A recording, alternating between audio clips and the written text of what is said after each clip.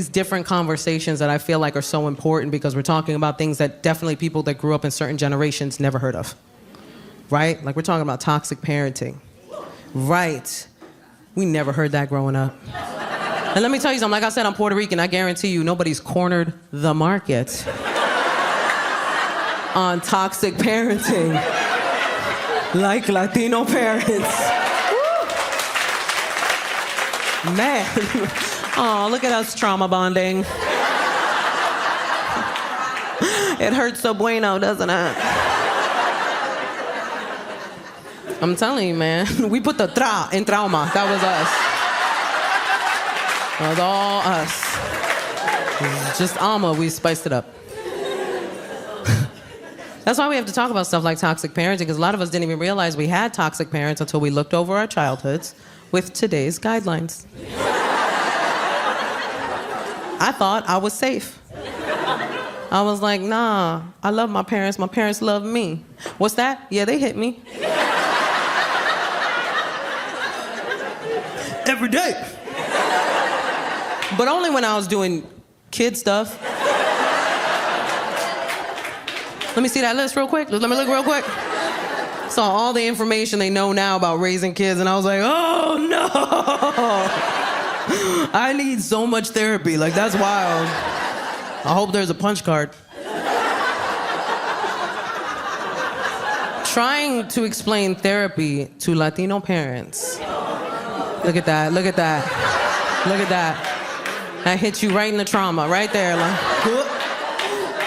Man, I was like, I cannot sana away depression. Not how that works. If you don't know what sana is, allow me to explain.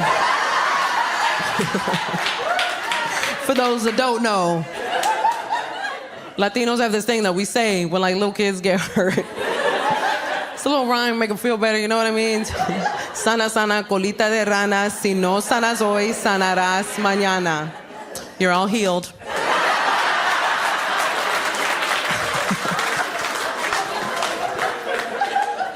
One time my husband was like, can you translate that? And I was like, nah.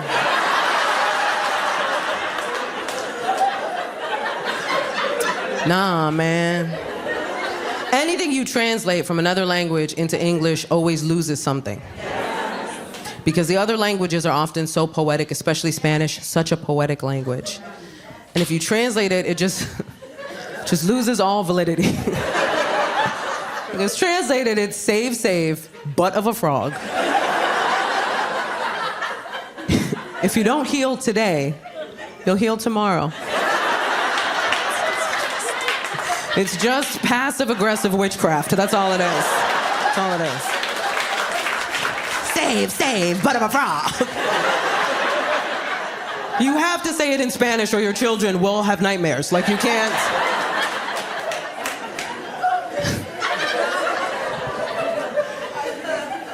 It's such a crazy time to like be a parent because we're doing things so different, right? Like now you can choose your parenting style like you used to choose a Mortal Kombat fighter. Our parents only had one style. It was survival. That was it. They just had to make it through. But we chose conscious parenting, me and my husband, conscious parenting, which is annoying. I'm not gonna lie to you, it's annoying because it's not permissive. It's literally realizing every way in which you affect a tiny human life.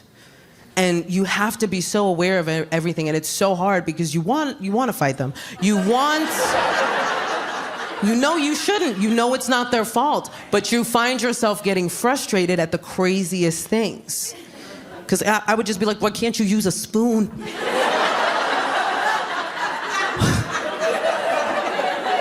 Give my son a spoon, he's like,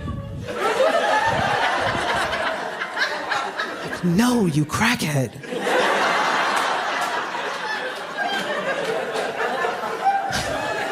It's just yogurt everywhere now. And the stakes just get higher and higher as you go along, what you have to teach them, what you have to be patient with, because now we're at potty training.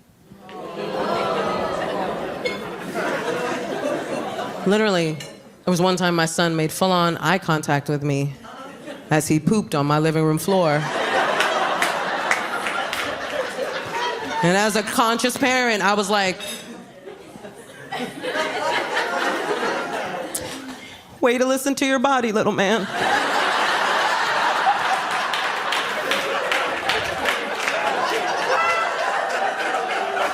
What am I gonna do? What am I gonna do? He's a kid, he doesn't know any better. What am I gonna roll up a newspaper, bang him on the head with it, push his face in it? No, bad baby!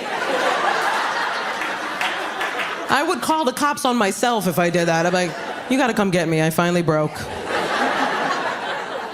But here's the amazing thing about conscious parenting that they don't tell you. You learn as you do it. The more you consciously parent your kid, the more it heals all of your crap. Yeah, it really does. Because you end up parenting the way you wish you had been parented.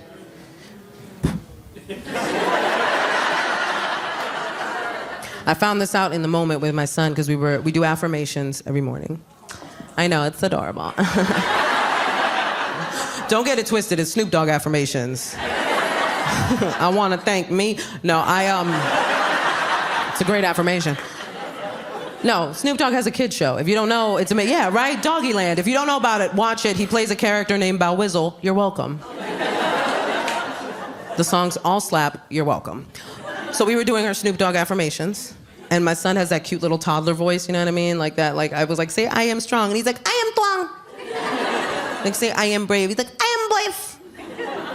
And then I felt it, like all the stuff I didn't get. You know what I mean? In that moment, I felt that. And like, before I knew it, I was like, say I am loved.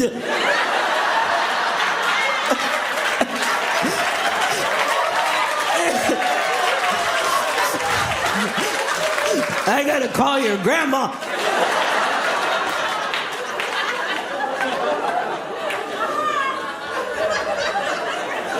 I didn't even see that coming, man. And it's so crazy now being a boy mom.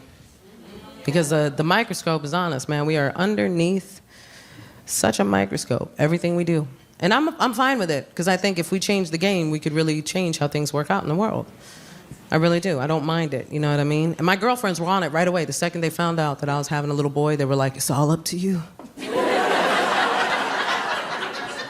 You gotta fight the patriarchy. And I was like, can I teach him the alphabet first? I can, I just gotta be real intentional with it, you know what I mean? Like, A is for accountability, B is for bodily autonomy, and C is for consent. Repeat it to mommy.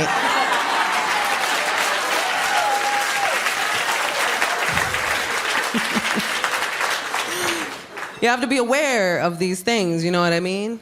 And I think the thing that's hard now is that there's so many opinions on parenting now, and you don't know where to go, you know what I mean? And as a parent, it can be hard to take the opinion of somebody who like doesn't have kids, for instance. I found myself getting frustrated at people that would give parenting advice that don't have kids. And I felt the way that a lot of parents do. Like, if you're not living this life, how do you know what to tell me to do? Until I realized the reason why I should listen to these people is that they may not have kids, but they are coming from a perspective of a person who experienced a certain type of parenting. And I really had to think, what would my son say about my parenting? And what would I want him to say about my parenting? Not all of it. Some people are dumb. Don't listen to everyone. It's hard getting older. There's too many acronyms to keep up with now. Like, my friend texted me the other day. She was like, TLDR. I was like, what's that?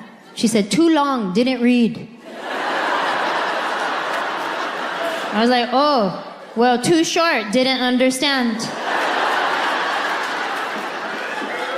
I know BRB and LOL, that's it. And I have come to realize that I am far too generous with my LOLs. LOL has become a common courtesy. It's just a thing you say.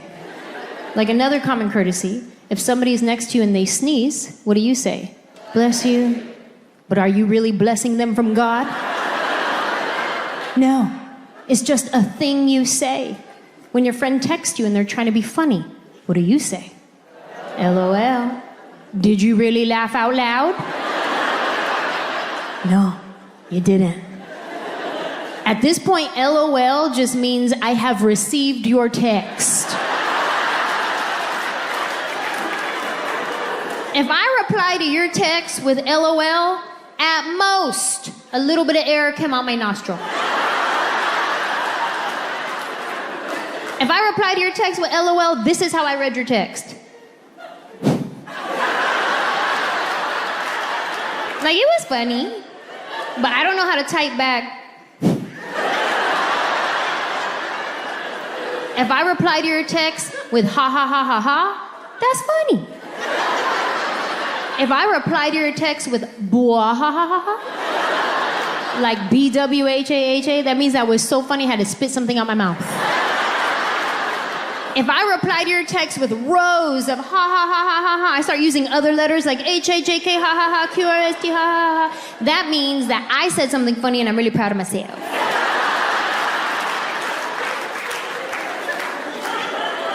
It's hard getting older. But no matter how old I get, I will always be younger than my sister, okay?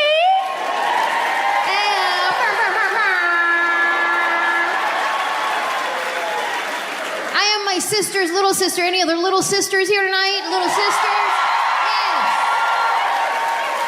Yes. Dare I say the little sister is the best sister?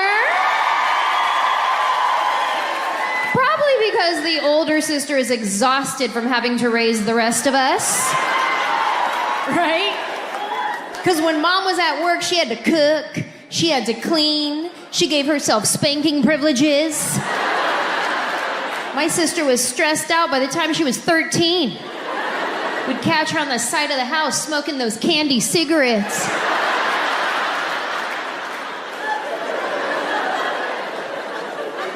There was a dark period of time where she was going through about 6 packs a day.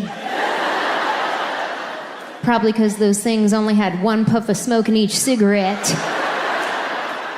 Those were some wild times, man. We'd be at the ice cream truck ordering fake cigarettes, fake chewing tobacco. I was 9 years old doing lines of lemon salt on my hand. Wild. I am my sister's little sister. We grew up best friends. We're still best friends. I talk to my sister like 5 times a day, which is great for me, not so much for her because she has a real job. And I call her when she's at work, so she answers the phone in her work voice. Hello. I go, hi. What's up?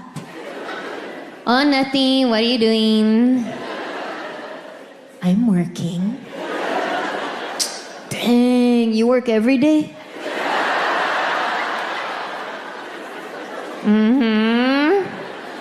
All right, then.